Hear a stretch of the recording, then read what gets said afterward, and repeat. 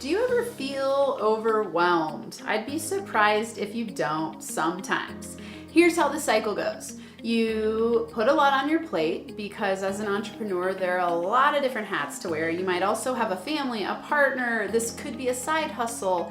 And so you're always stacking and trying to get a lot done and be highly efficient and effective, but you tend to put too much on the plate. So then when you sit down to do the thing that you're supposed to do, you get a little distracted. It's almost like deer in the headlights. And so you get distracted and then you don't do the things you're supposed to do. And then you're laying in bed at night going, crap, I didn't do the things I was supposed to do. And you start beating yourself up, which degrades your confidence, which then has you thinking, I don't know if I can make it as an entrepreneur. I'm not sure if this business that I'm building will ever succeed. And I don't even know if I want it to succeed because I'm tired of being overwhelmed. But then you think, well, but if I don't create this business, I'm never gonna get out of the debt cycle and I'm never gonna have the wealth that I want, or I'm gonna stay stuck in this job that I don't like forever. That's how overwhelm works. If this sounds familiar to you, stay tuned because that's what we're gonna talk about today on Max Potential Habits, how to handle overwhelm. If it's your first time here, I'm Dr. Amanda Barrientez, the founder of NFA Coaching, the host of Max Potential Habits. This is your place to come each and every week for tips, tools, and inspirational interviews to help you optimize your habits so you can thrive in life and business.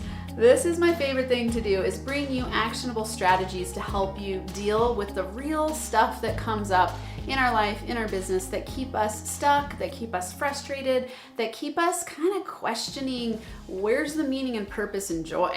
I want you to get to that place of joy, and overwhelm is one of those big ones. I actually was on a consult today, and if you're listening to this episode, you know who you are, you're awesome. We had this great conversation about exactly this. Getting overwhelmed, too much on the plate, how to organize time, and how do we really max our potential, because we all have the exact same amount of time in our day, right? It's 1,440 minutes, right? We all have 24 hours in a day. We all have 1,440 minutes. But when you watch max potential people who are really out there making it happen and getting a lot done, you notice that they are master planners. I love this quote by Benjamin Franklin. He says, if you fail to plan, you're planning to fail. If you fail to plan, you're planning to fail. So if you're stuck in overwhelm, it is a symptom of you not having a good enough plan.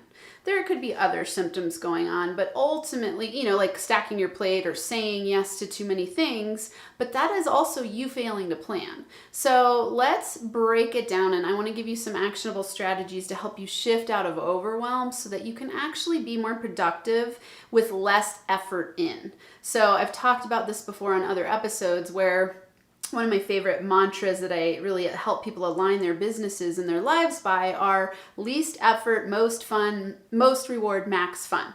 Least effort, most reward, max fun. I want you to think about how you can create your life and business in this way, because life is short and we want to have meaning and purpose and joy. And when you're in a state of joy, you're actually able to attract to you opportunities much more easily with way less effort, because you're not in this forceful, fearful, stressful, overwhelmed space.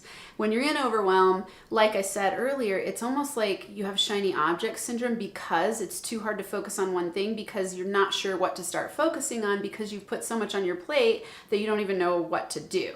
So you've got to become a master planner. When people ask me how I get so much done, it's because I have a master plan every single day, and I'm a very rhythmical, habituated to success person. That's why this podcaster and YouTube are called Max Potential Habits, because it's all in your habits. And it doesn't have to be big, huge shifts. It's at first a shift in your perception and you realizing that we all have the same amount of time in our day.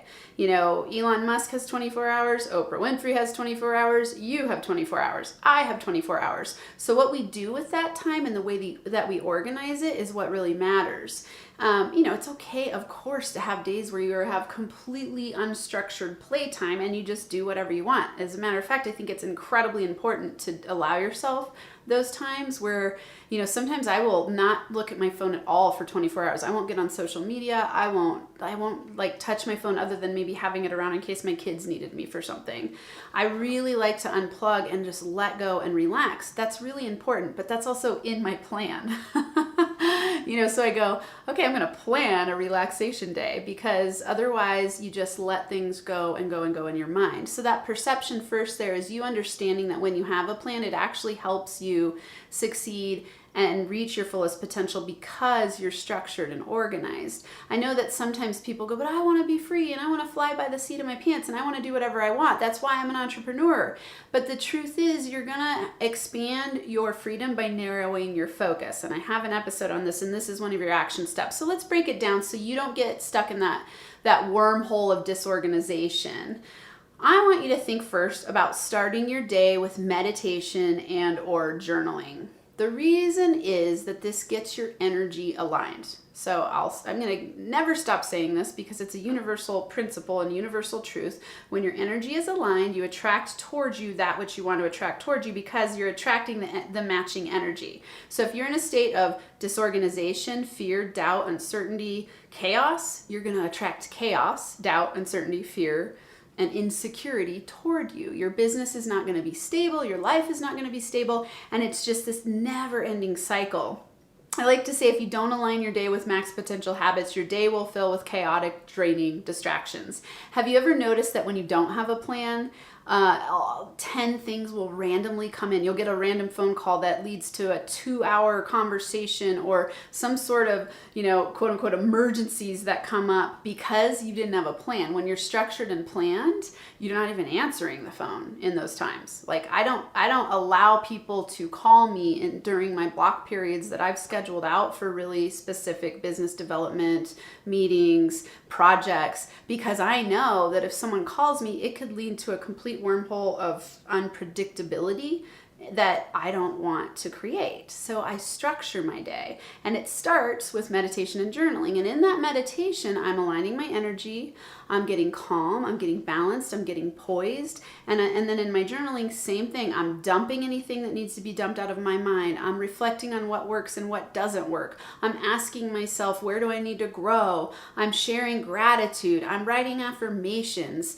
I have a journal template that's awesome on my website. Go to nfacoaching.com if you want a journal template that's free that you can use to help you align your day. But meditation is incredibly powerful. So start your day with meditation and or journaling.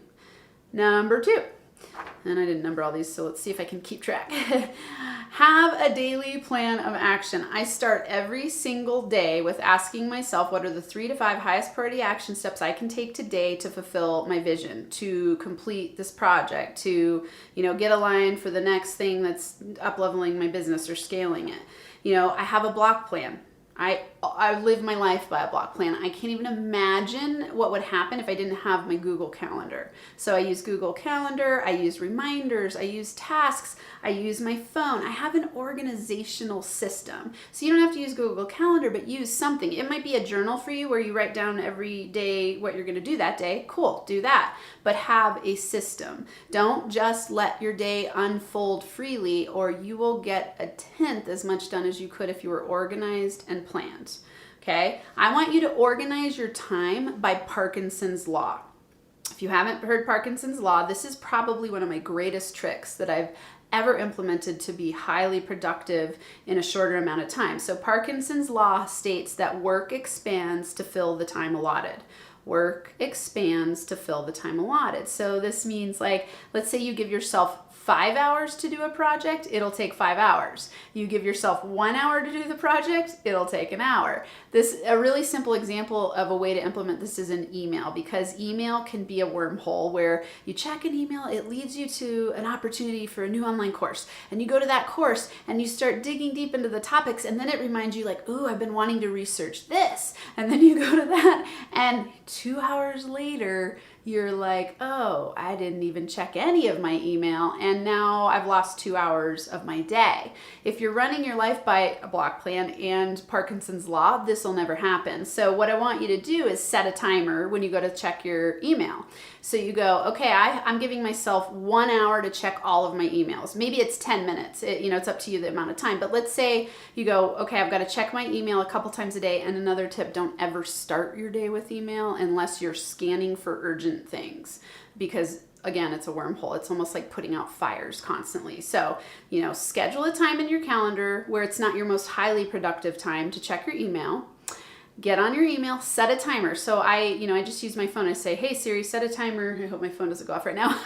Hey Siri, set a timer for 10 minutes. Oh, it's totally going to. and then I'll have that timer running down time in front of me so that I can see I've got 10 minutes. I got to be highly efficient, highly effective with my email. And, I notice some emails slip by and then I just catch them up on the weekend. I often only answer the ones that are most important, because is that moving the needle forward? Can that person wait 5 days? Probably. Usually it's, if it's an important meeting or client or something like that, of course you're going to answer it. But don't, I'm curious if you assess for yourself what percentage of your emails are really important. I bet it's less than 50%. So you don't want to be spending your high quality, high power, productive time on those 50% of emails that don't matter, that actually lead you to wormholes. So set a timer, use Parkinson's law. And that's just one example of the way that you can use Parkinson's law. There's obviously a million ways. Here's a key I want you to remember. Expand your freedom by narrowing your focus. So don't multitask.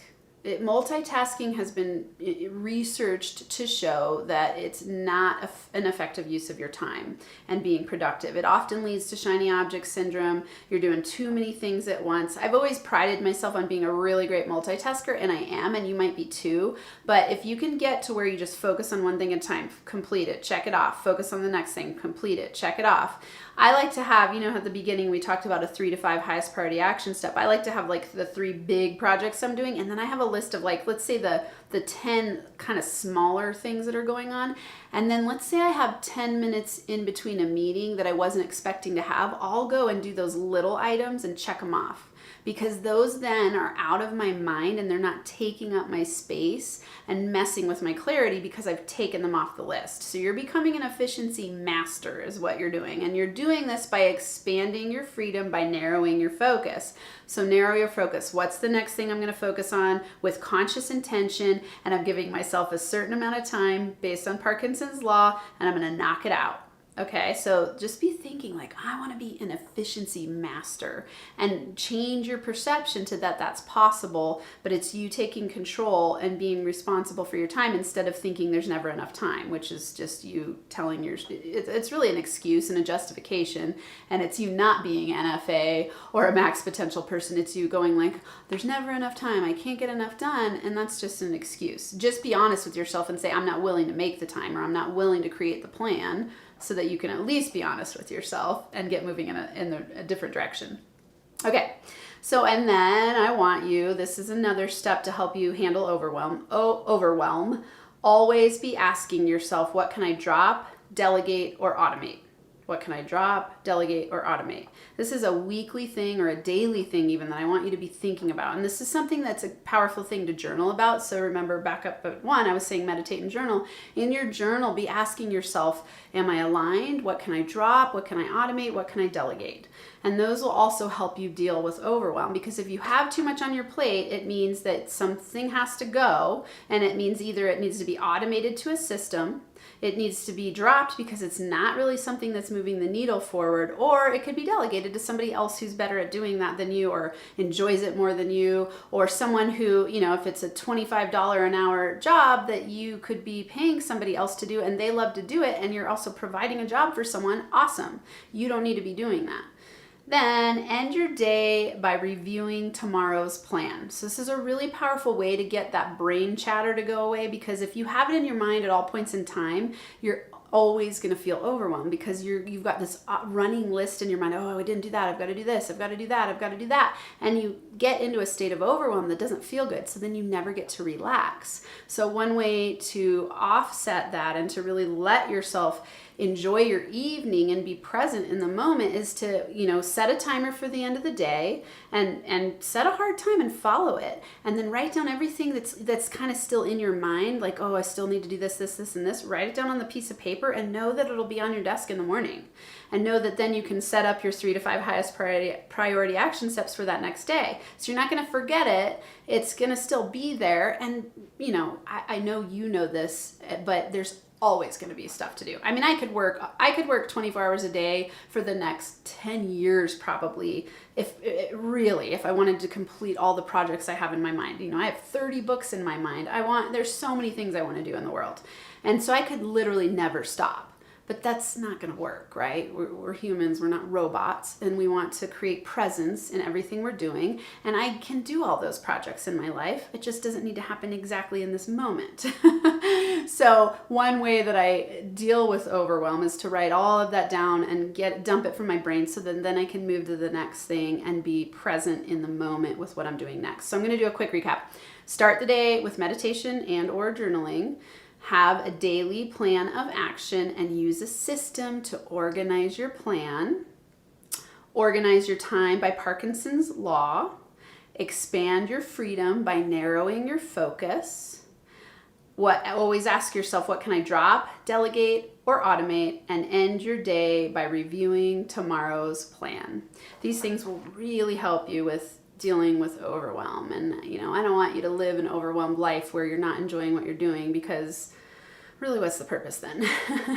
The state of overwhelm doesn't feel good, and it's definitely not aligned, and it's telling you something's off. So use these tips. Let me know how it goes. I love so much hearing from you. I can't tell you how happy it makes me when I get an email, when I get a comment, when I get a share on social media platforms, when you reach out and ask me for more help and say like, hey, I'm struggling with this. I love to hear from you. That's why I do what I do. So reach out.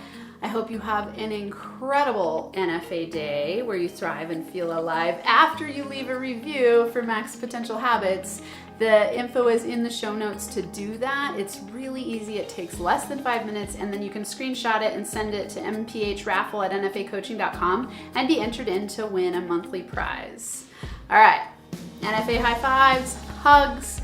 Have a day where you're not overwhelmed because you implement these tips, and I'll see you next time.